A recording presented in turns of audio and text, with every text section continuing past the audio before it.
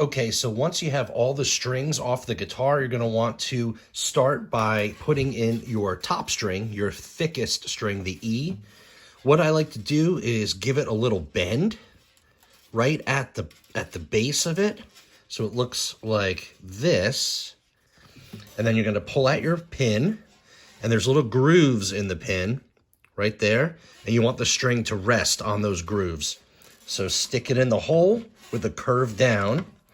Stick in your pin with the grooves facing forward, and then pull it tight while holding this pin down, and it should be nice and snug. Now on the headstock, you see we're going to start with this is your low E string here. So what I like to do is have everything, you want all the strings cascading inwards. So this one here, we're going to come through the back, through the hole, pull it through. You want to leave quite a bit of slack. So there's probably about maybe like, I don't know, maybe 5 or 6 inches of string hanging off. And there's quite a bit of slack on here.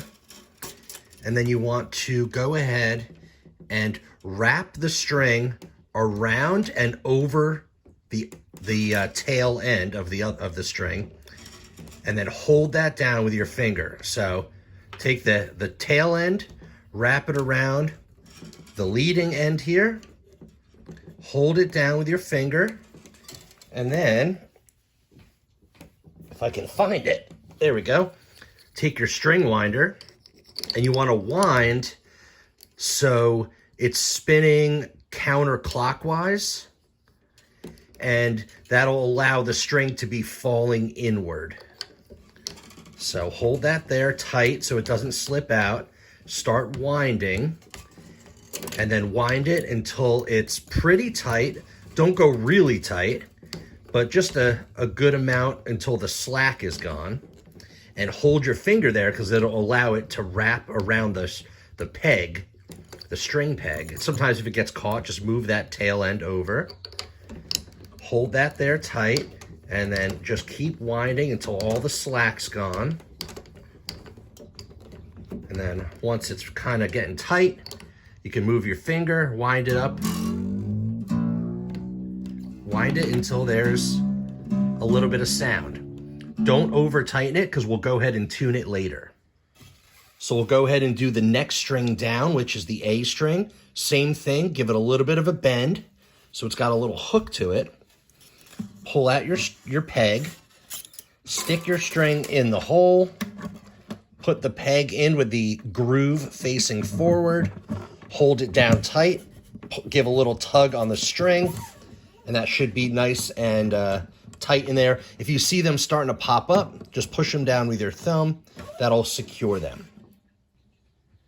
And the same thing once again, we're going to come through the inside, pull your string through the hole, leave a little bit of slack, wrap the tail end around and over the other side of the string, hold it with your finger, and start winding so it spins counterclockwise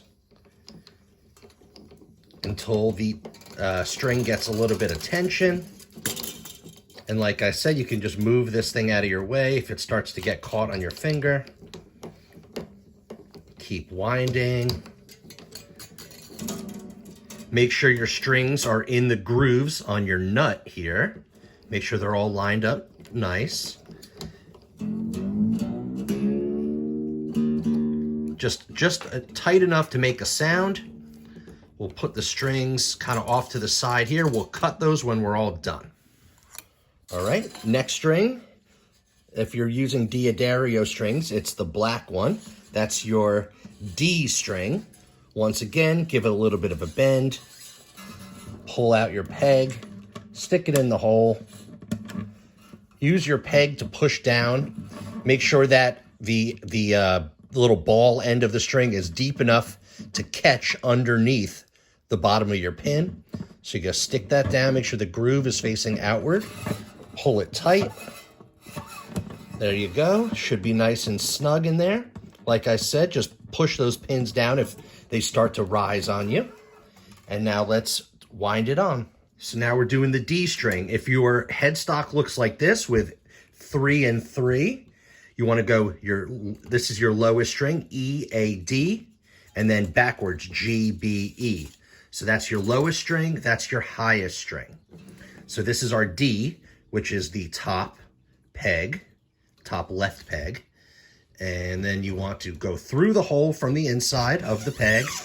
Same thing again, leave some slack, wind it around and over, hold it with your finger, and wind tight.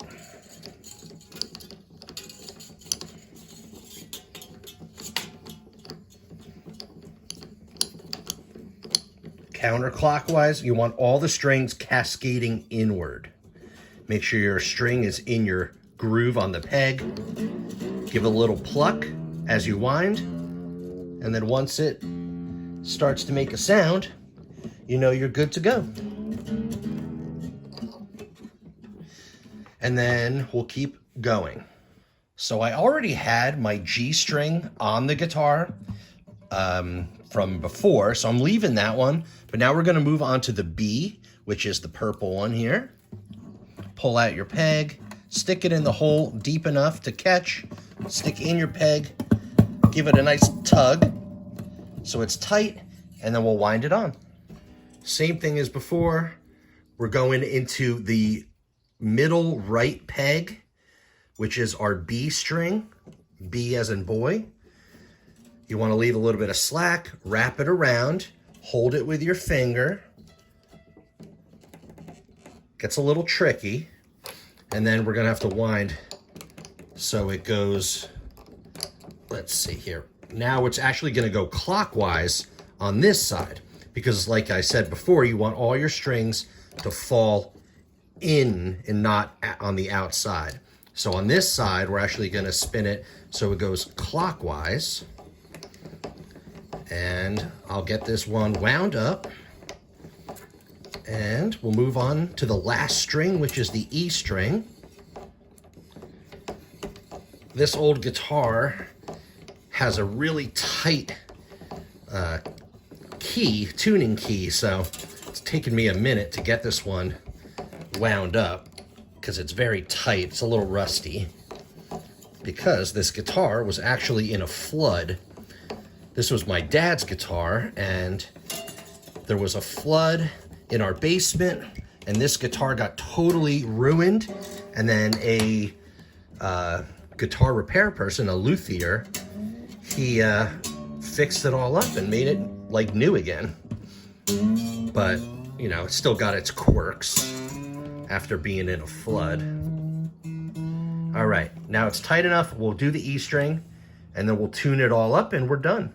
All right, so I already put the E string down at the peg down at the bridge of the guitar. So now we're ready to wind it in. So we're gonna stick it in through the inside hole, wrap your tail around the string so it stays cinched on there, hold it tight, spin the key so it goes clockwise until the string is tight enough to make a sound. And then there's one last trick I'm going to show you to keep the guitar in tune a little bit better with new strings on. We're actually going to give the strings a little bit of a stretch.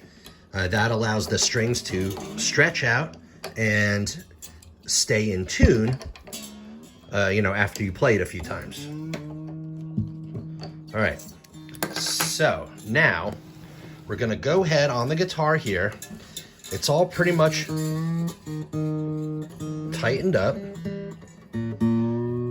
We'll just gotta make sure they're tight enough to, you know, have tension and make a sound. And then what I like to do is make sure everything, see, I just pulled them and that one loosened up because there must have been a little bit of slack underneath. So I'm gonna actually tighten this one back up. Put tension on here. All right, so what you want to do is gently, not very hard, but pull the strings up and give them a little stretch.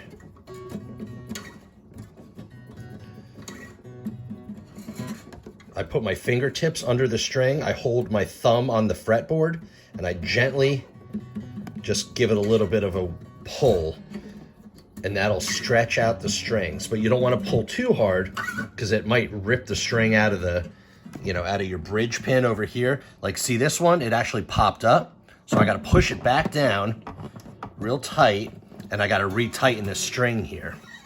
So now this one's all loose again. So let me go ahead and tighten this up.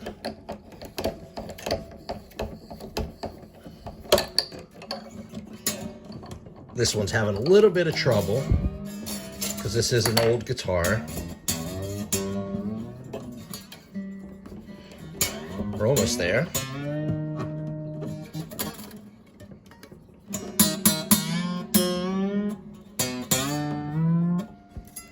All right, so we'll go back to stretching the strings. Put your fingertips under the string, put your thumb on the fretboard, give it a little bit of a tug.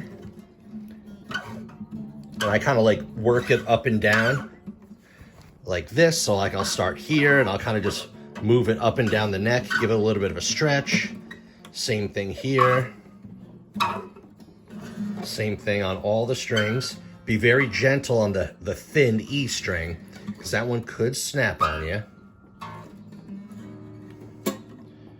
All right, now we'll go ahead and give this a final tuning and cut the ends of the strings off, and you're all done.